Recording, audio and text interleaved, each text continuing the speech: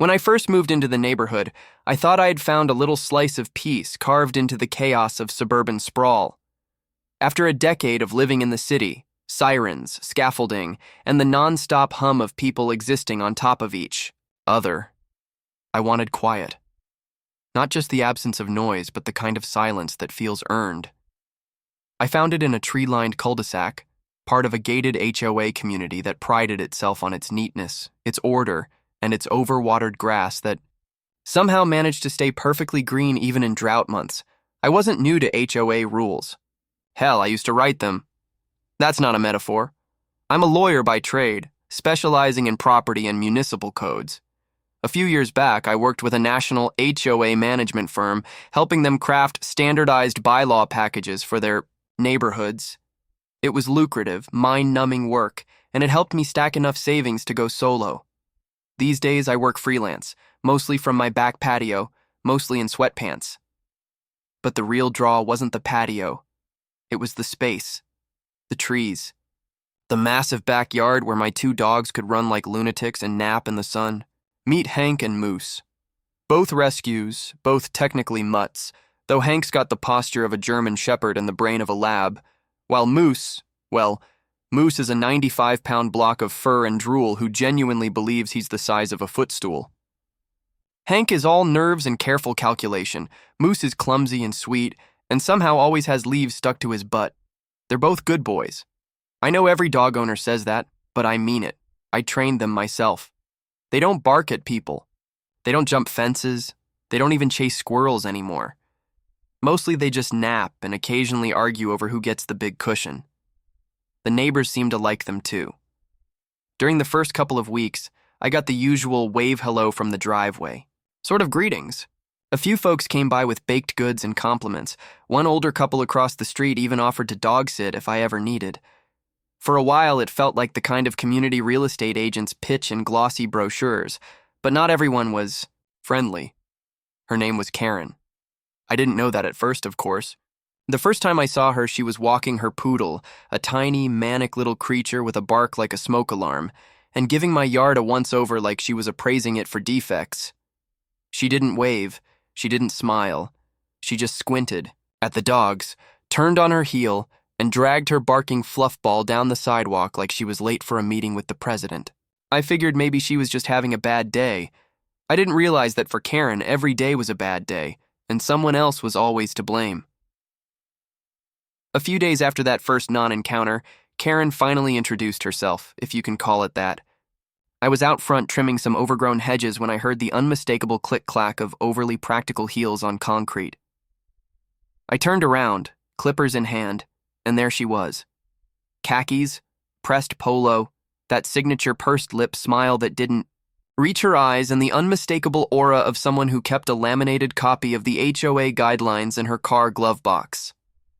"Lovely dogs," she said, in the same tone someone might use to say, "That's an unfortunate rash." Her gaze flicked from Hank, who was dozing under a tree, to Moose, who was enthusiastically licking a patch of dirt.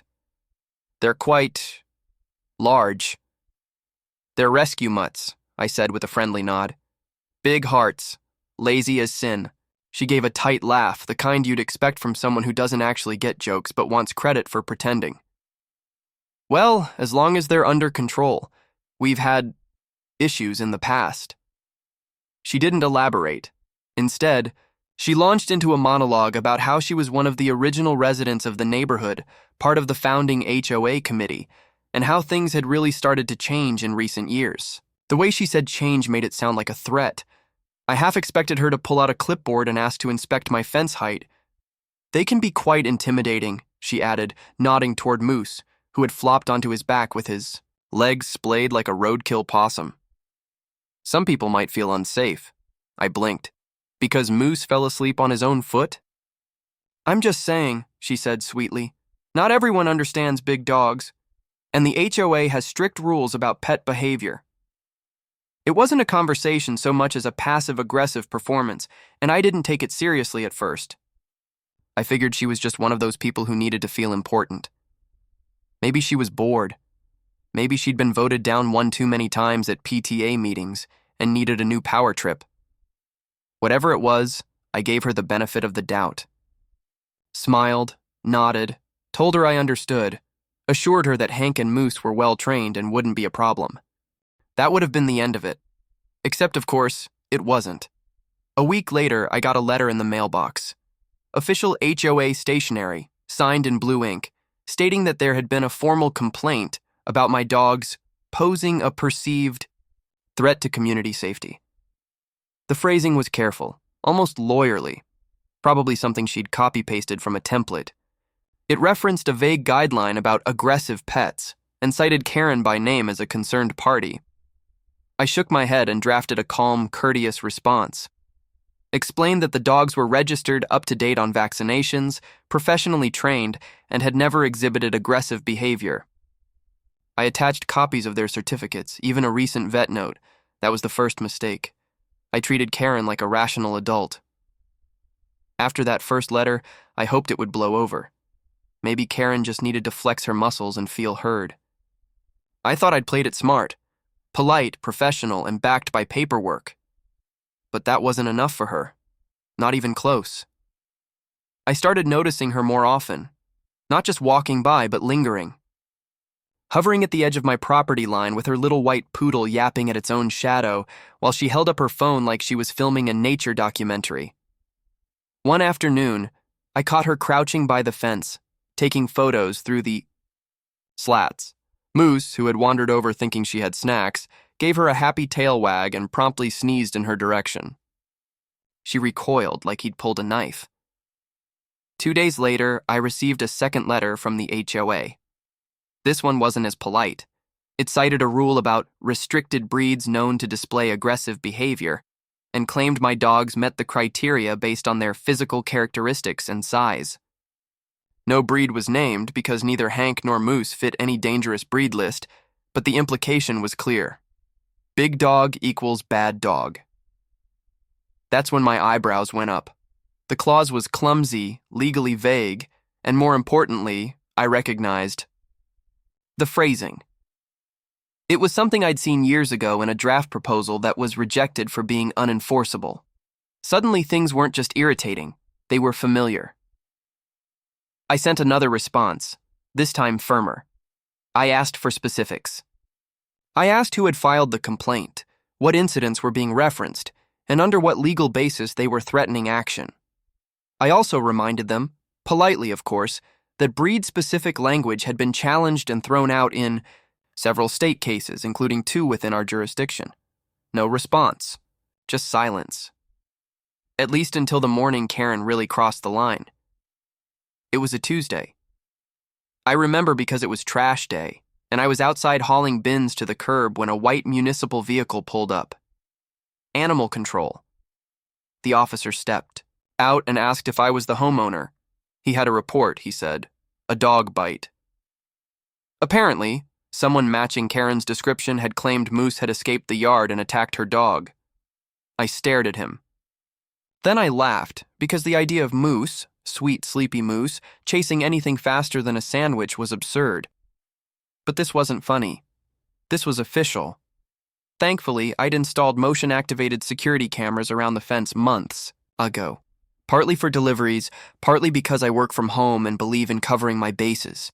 I invited the officer in, pulled up the footage from the entire morning. Not only had Moose never left the yard, but Karen hadn't even walked past our house that day. I showed vet records, obedience school certificates, even proof of our reinforced fencing. The officer, to his credit, seemed annoyed. Not with me, but with the situation.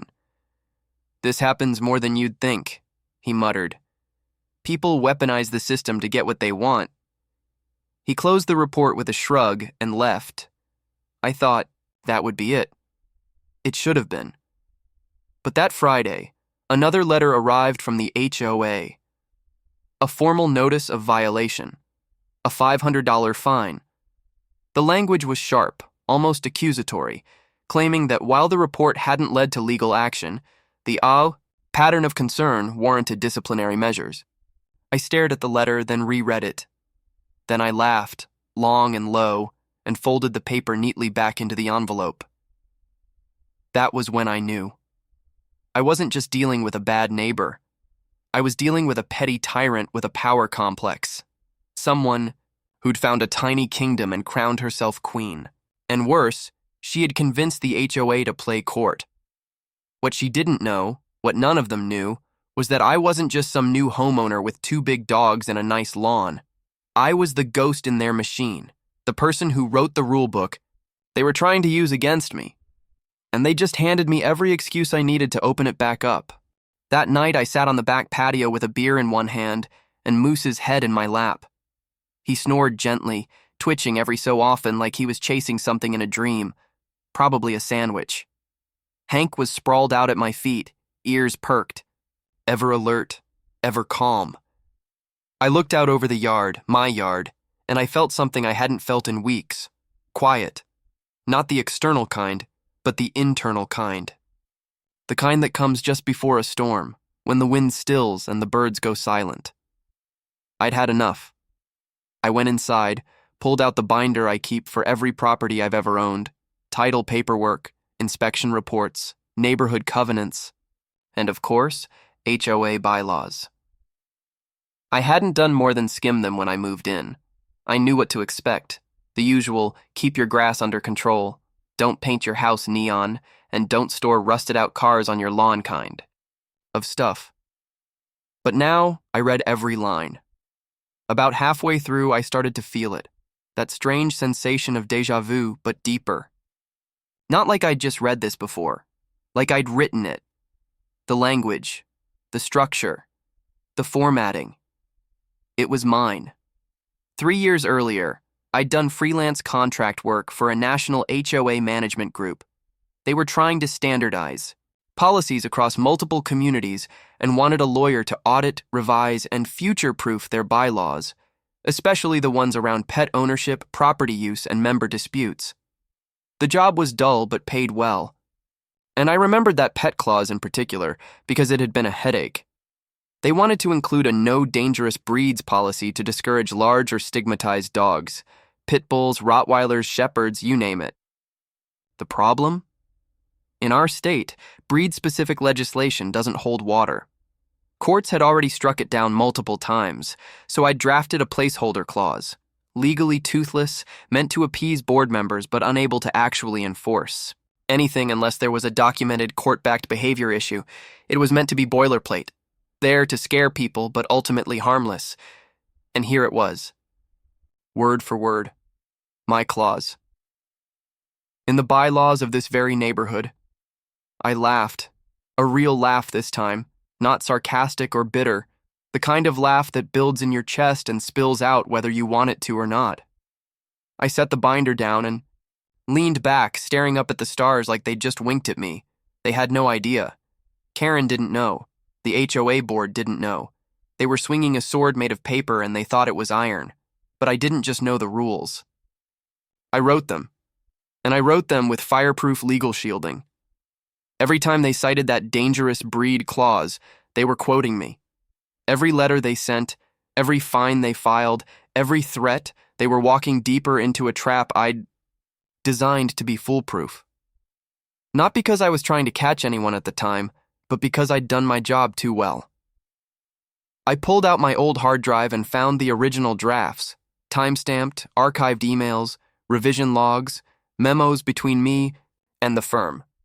The name of this neighborhood, right there in the email subject lines. And now they were trying to use my own work against me. It would have been insulting if it weren't so delicious.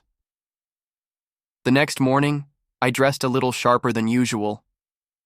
Nothing too obvious, just enough to feel like I meant business. I printed out everything, the bylaws, my drafts, the legal notes I'd written for the firm about that pet clause. I even printed a copy of the state court rulings that had declared breed-specific bans unenforceable without judicial review. I wasn't going to wave them around just yet, but I wanted them close. Because the thing about rules is this: they're only as powerful as the person interpreting them. Karen thought she was the interpreter. The HOA board thought they were the enforcers, but none of them realized I was the author.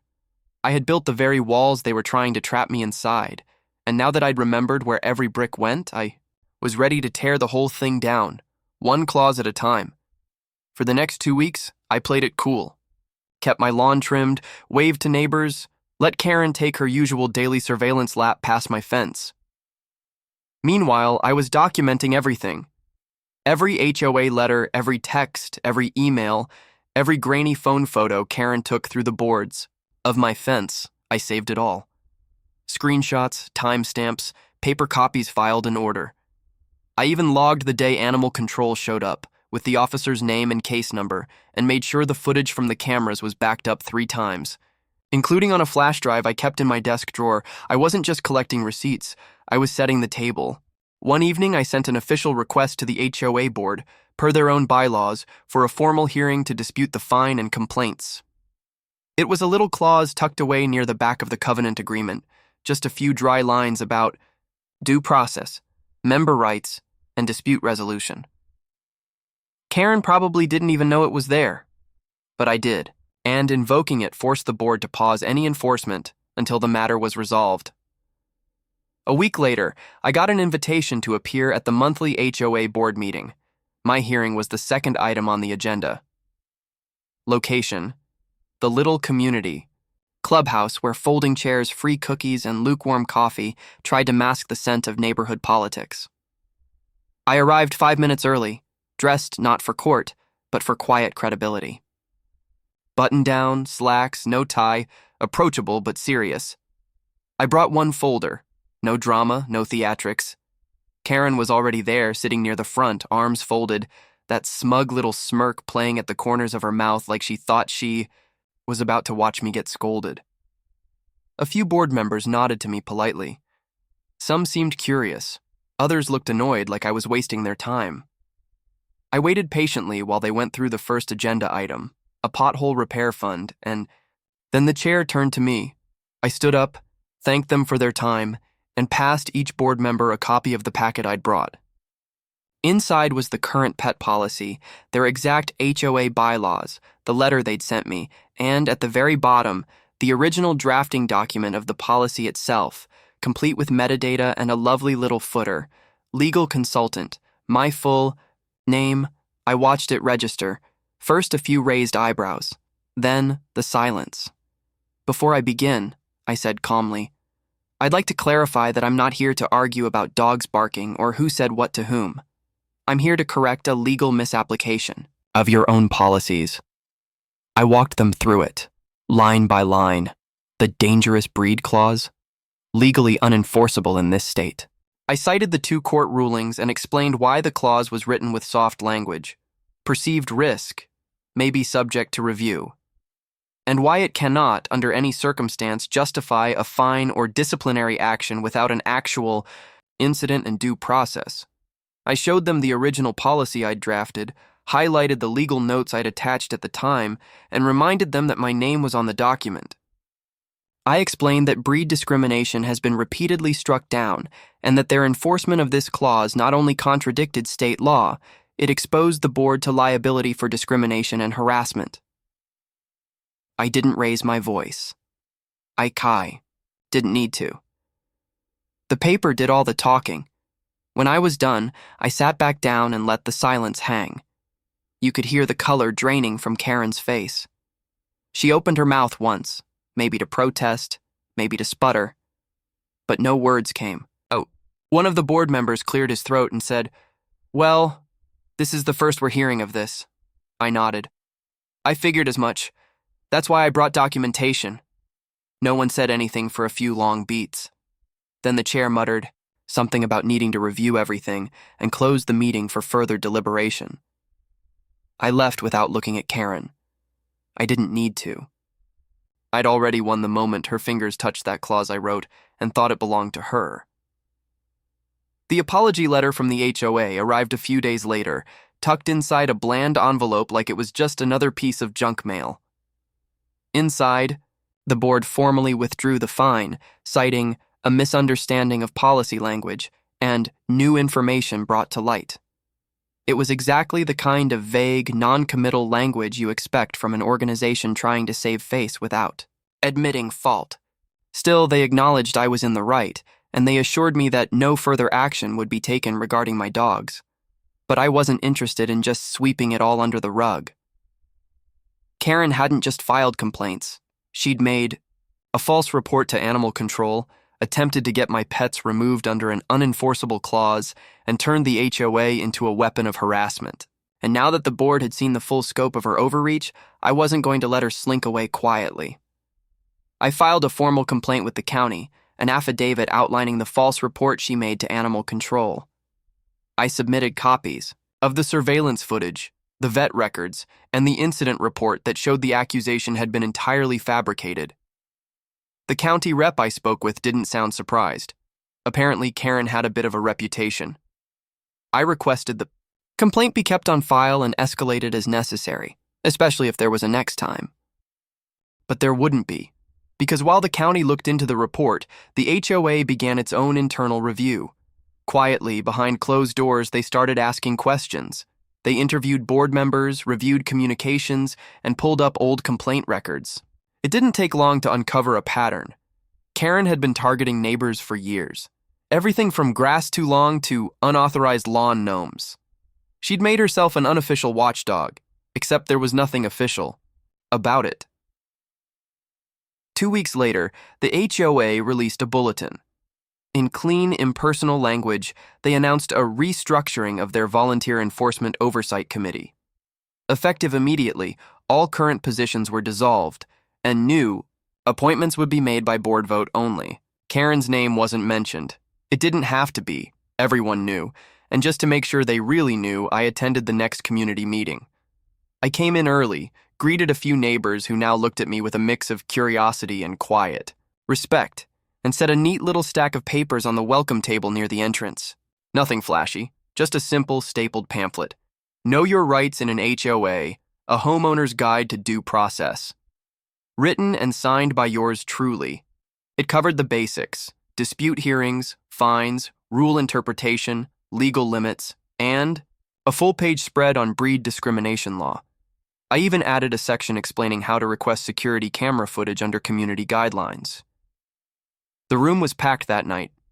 Karen was there too, sitting near the back, arms crossed, eyes locked on me like she was trying to melt my skull with her gaze. The board ran through a few routine matters, then opened the floor for community questions. That's when a sweet older couple stood up, neighbors from 3 doors down, and asked, very innocently, whether the board would consider more transparency around complaint procedures and better education for residents on their rights. That was the cue.